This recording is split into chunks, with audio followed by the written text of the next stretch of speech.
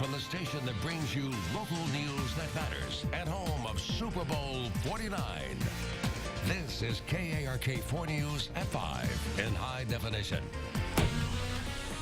And breaking news this evening, the State Board of Education votes late this afternoon to take over the Little Rock School District. We are now effectively in uncharted waters. Good evening and thanks for joining us. I'm Bob Clausen. And I'm Ashley Ketz. Following a 5-hour special meeting today, a tiebreaker vote by the school board, or by the board chair, I should say, sent the school board packing.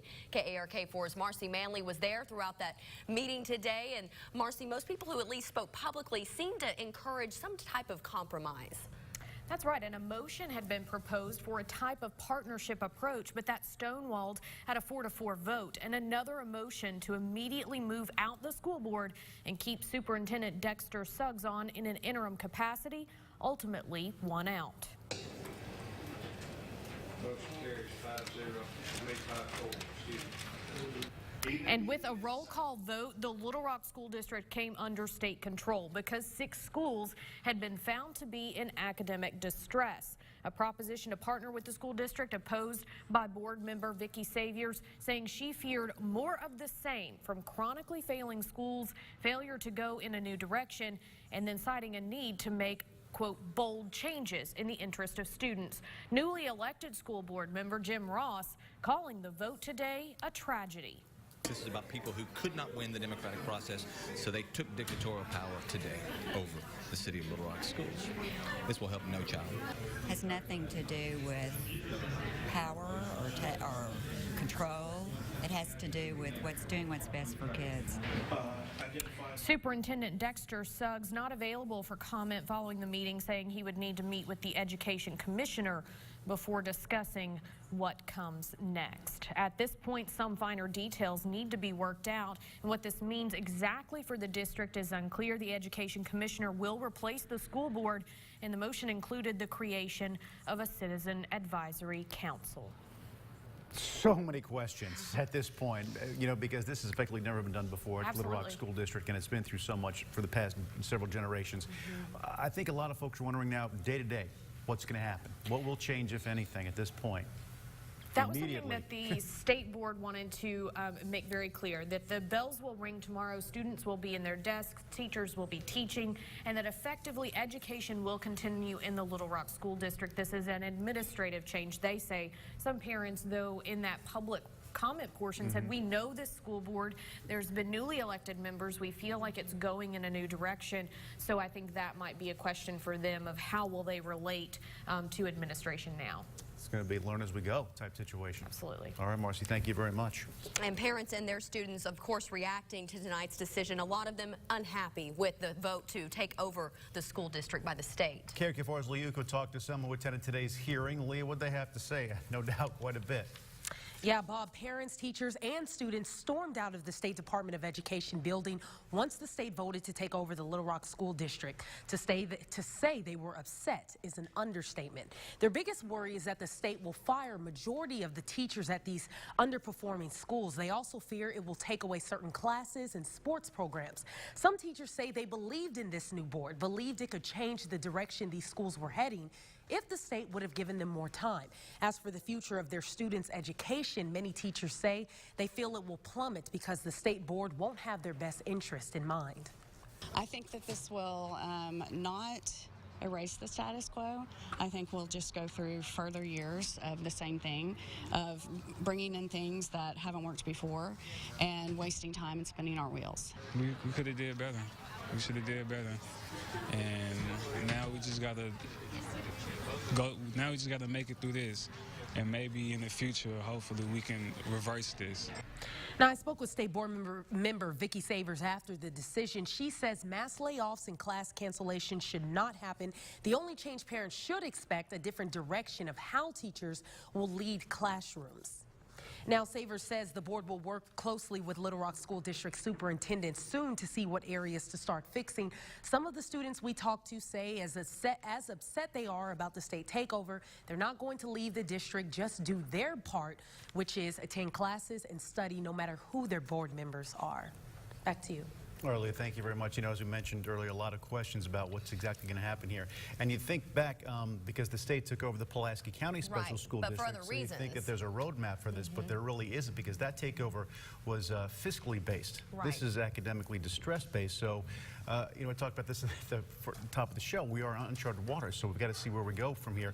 And the district coming so far, just getting out of desegregation case and then moving in a different direction, and now this happens. So it's going to be a see as we go type thing. Yeah, we are going to sit down tonight with Little Rock, the former board president, I should say now, Greg Adams. He will be here to talk with us, and we'll also get his reaction to the takeover. He was the one who pushed for compromise and wanted it to keep the local control. But it'll be interesting to see what he says now. Yeah, that's going to be a very unique perspective. So that'll be tonight at 6 o'clock as we move forward and try to find out just exactly what is next, not only for students, but parents and staff in the Little Rock School District. People in the city just interested in this. Absolutely. I mean, if you have a child in school, in public schools, this is something that you want to listen to.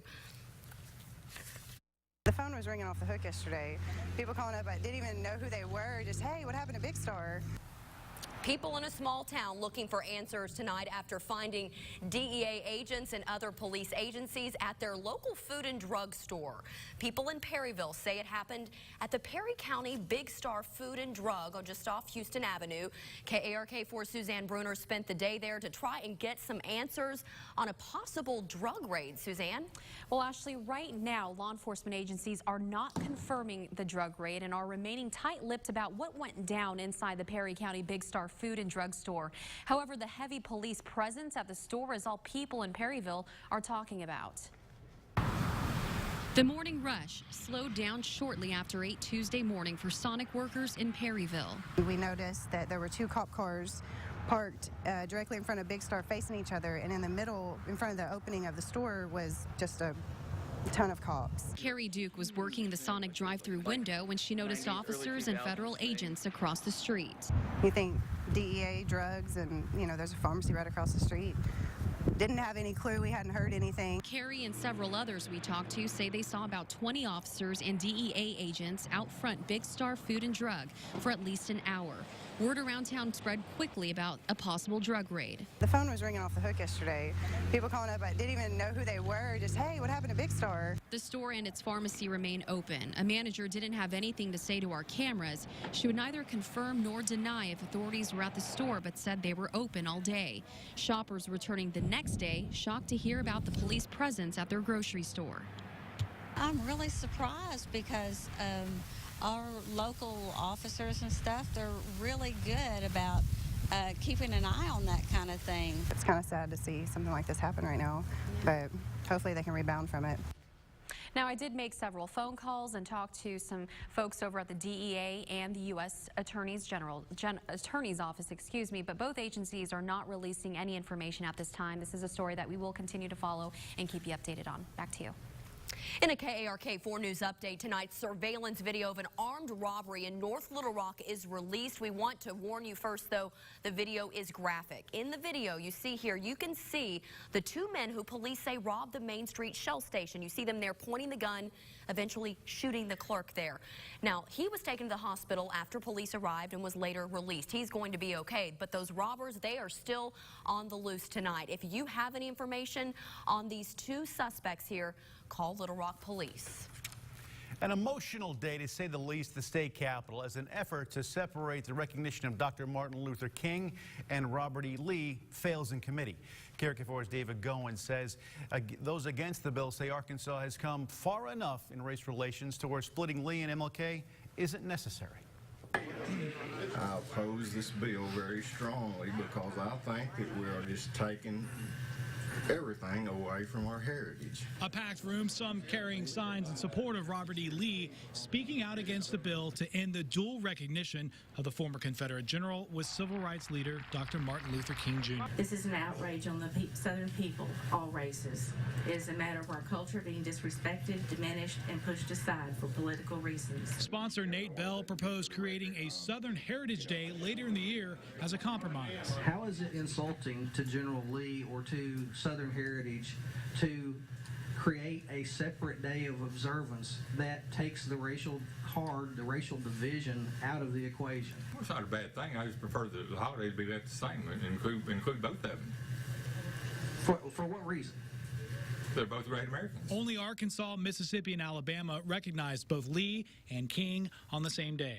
We keep bringing up the fact that there are only 3 states. Everybody else is left. Well, I keep hearing the federal government talk about how we need to be more like Europe. Well, this is the state of Arkansas. This is what our heritage is. Chair rules, nays have it. And after his bill failed, Bell talked about how this vote will reflect on the state. Personally, I'm doing my best to change that, and that's my job as representative, and that's what I'll do. David Goins reporting there. At this point, Bell says he's unsure if he will bring the bill back, but there is another piece of legislation out there that would completely wipe out any recognition of Lee from the calendar altogether.